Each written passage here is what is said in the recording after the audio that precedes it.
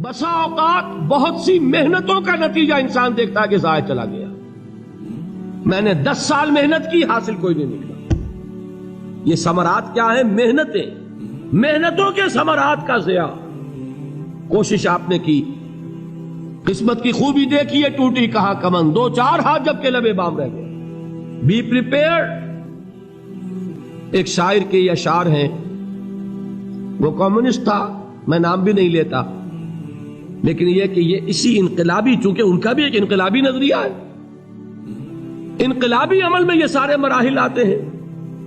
کوئی set back آیا، فرض کیجئے کوئی ناکامی ہو گئی، تو اپنے ساتھیوں کو دل بندھانے کے لیے یہ فصل امیدوں کی ہمدم اس بار بھی غارت جائے گی، سب محنت صبحوں شاموں کی اب کے بھی اکارت جائے گی.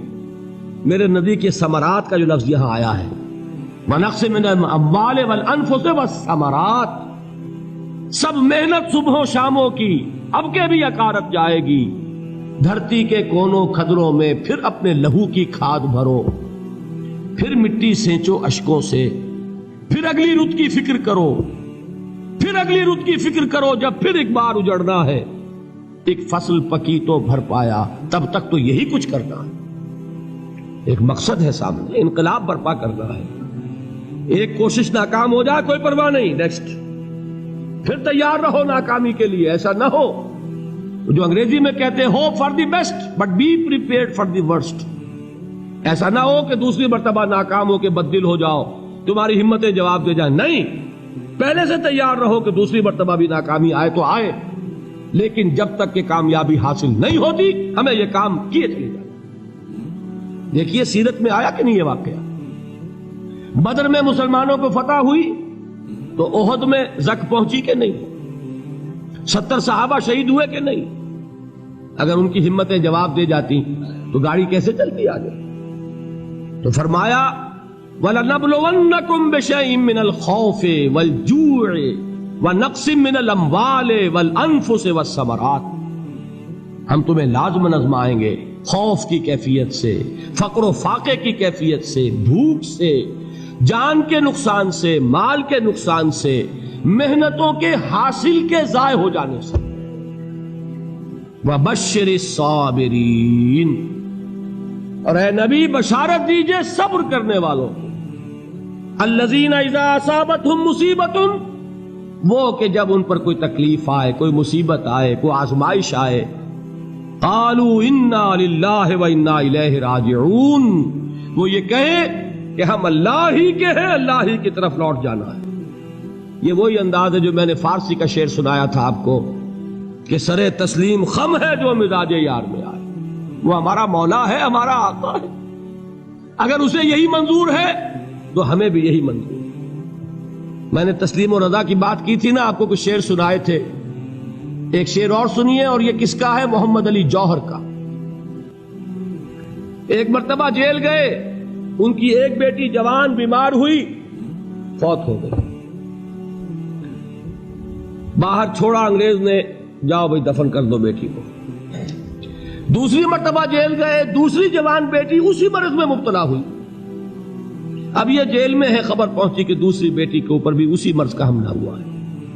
ایک نظم لکھی ہے جس کا آخری شعر یہ ہے، تیری صحت ہمیں منظور ہے لیکن اس کو نہیں منظور تو پھر ہم کو بھی منظور نہیں.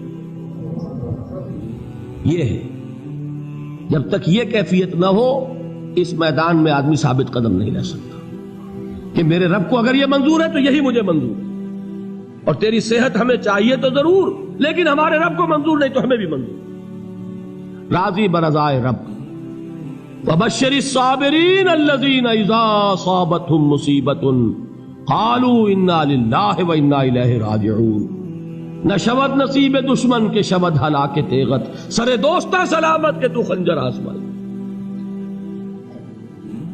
اولئک علیہم صلوات من ربہم ورحمہ، یہی ہیں وہ لوگ جن پر ان کے رب کی طرف سے عنایتیں ہیں اور رحمتیں ہیں. وَأُولَٰئِكَ هُمُ الْمُهْتَدُونَ، اور یہی ہے وہ لوگ جو کامیاب ہونے والے ہیں، ہدایت پانے والے، ہدایت یافتہ. اسی سورہ بقرہ میں ذرا آگے چل کر، یہ تو ہے 20واں رکوع، 19واں رکوع، 21ویں رکوع کی پہلی آیت ہے لیس البر ان تولوا وجوہکم قبل المشرق والمغرب ولکن البر من آمن باللہ والیوم الآخر والملائکۃ والکتاب والنبیین وآتى المال على حبه ذوي القربى واليتامى والمساكين وابن السبيل والسائلين وفي الرقاب وأقام الصلاة وآتى الزكاة والموفون بعهدهم إذا عاهدوا والصابرين في البأساء والضراء وحين البأس۔ اب یہ آیت جو ہے سورۃ العصر میں جو مضامین آئے تھے سارے اس میں موجود ہیں۔ وہاں ایمان کا لفظ آیا، یہاں 5 ایمانیات کی تفصیل آ گئی، اعمال کی تفصیل آئی، اور آخری بات وہاں کیا ہے وَتَوَاصَوْا بِالصَّبْرِ، اور یہاں کیا ہے وَالصَّابِرِينَ فِي الْبَأْسَاءِ وَالضَّرَّاءِ وَحِينَ الْبَأْسِ، اور صبر کرنے والے، اصل نیکی ان کی ہے جو صبر کریں، کس میں؟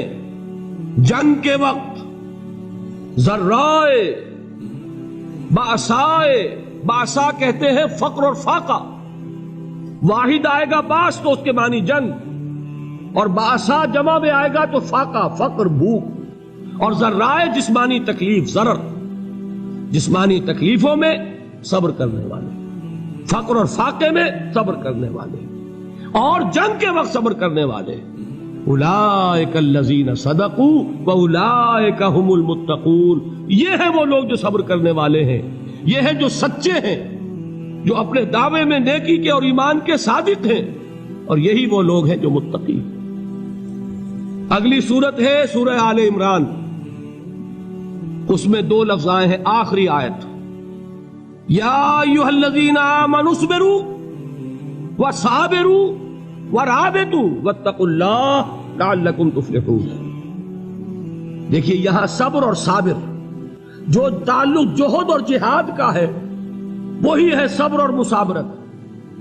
صبر ایک طرفہ عمل ہے، آپ جھیل رہے ہیں، برداشت کر رہے ہیں، صبر علی المعصیہ، صبر علی الطاعہ، صبر علی الابتلاء، یہ سب کیا ہے؟ صبر۔ اور مصابرت کیا ہے؟ صبر کا صبر سے مقابلہ۔ یہ سورہ آل عمران، اب وقت نہیں ہے، میں آپ کو سناتا اللہ تعالیٰ نے کیسے کیسے مسلمانوں سے کہا، مسلمانوں تمہیں زک پہنچی ہے تو انہیں بھی تو پہنچی تھی، ان کے 70 نہیں مارے گئے تھے بدر میں، ان کے حوصلے جو ہیں وہ تو پست نہیں ہوئے، وہ اگلے سال آ گئے تم پر چڑھائی کر کے، تم کیوں اتنا برا مان رہے ہو؟ تمہارے دل اتنے زخمی کیوں ہو گئے؟ تمہیں تکلیف پہنچتی ہے تو انہیں بھی پہنچتی ہے۔ اپنی غیرت جو ہے ہمیں ذرا اس کا جائزہ لینا چاہیے۔ لوگ باطل نظریات کے لیے کتنی قربانیاں دے رہے ہیں، لوگ باطل چیزوں کے فروغ کے لیے کتنی محنتیں کر رہے ہیں۔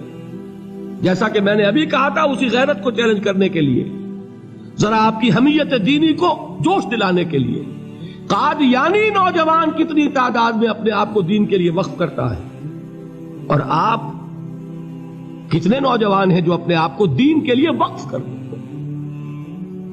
اور ہوں وہ کھاتے پیتے گھرانوں کے لوگ۔ یہ نہیں ہے کہ اگر کوئی اور کام نہیں کر سکتا تو پھر یہ ہے کہ وہ دین کے کام میں لگ جائے۔ باصلاحیت لوگ، کھاتے پیتے لوگ، ذہنی استعداد رکھنے والے لوگ، اونچے گھرانوں کے لوگ، وہ وقف کریں اپنے آپ کو دین کے لیے۔ اس کے بغیر کیسے باہر آ جائے گی، کیسے رونق آ جائے گی؟ تو دنیا میں باطل نظریات والے جو ہیں، یہ بات کہی گئی ہے، مسلمانوں تم اگر توحید کے لیے لڑ رہے ہو، دیکھتے نہیں ابو جہل کو، اس نے گردن کٹوائی ہے شرک کے لیے، شرک کے لیے گردن کٹوائے، اور تم توحید کے لیے گردن کٹوانے کو تیار نہ ہو۔ اس نے گردن کٹوائی کہ نہیں کٹوائی؟ اور کس طرح کٹوائی ہے؟ کیونکہ بڑا متکبر قسم کا، فرعون قسم کا شخص تھا، جب گردن کاٹنے لگے تو کہتا ہے ذرا نیچے سے کاٹنا، تاکہ جب تم نیزے کے اوپر چڑھاؤ میرے سر کو تو اونچا نظر آئے، معلوم ہو سردار کا سر۔ وہ بدبخت مرتے ہوئے بھی جو اس کی یہ کیفیت تھی نا، اس کو ذہن میں رکھیے۔ تو یہ اس لوگوں نے قربانیاں دی، جانیں دی، تو فرمایا اگر تم ان سے زیادہ قربانی نہیں دو گے، جو نوٹ کر لیجئے اس کو، مجرد اگر حق کو غالب کرنا اللہ کے ذمے ہو تو آنے واحد میں غالب کر دے گا، تمہیں تکلیف ہی دینے کی ضرورت نہیں۔ سمجھ رہے؟ کیا اللہ کے مقابلے میں کوئی باطل کی طاقت ٹھہر سکتی ہے؟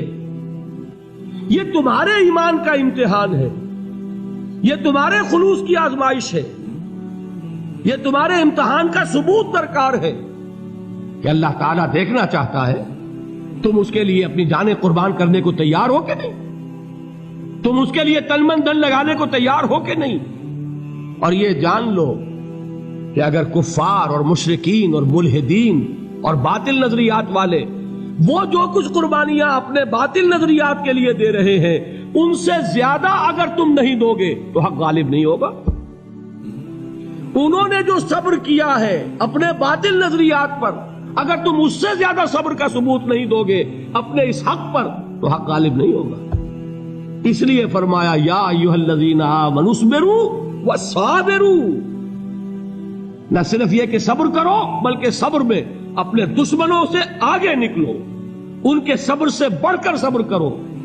ورابطوا، مرابطہ کہتے ہیں چوکس رہنا، ہوشیار، پہرا دو، ایسا نہ ہو کہ دشمن جو ہے غفلت میں تمہارے اوپر کوئی حملہ جو ہے کر بیٹھے۔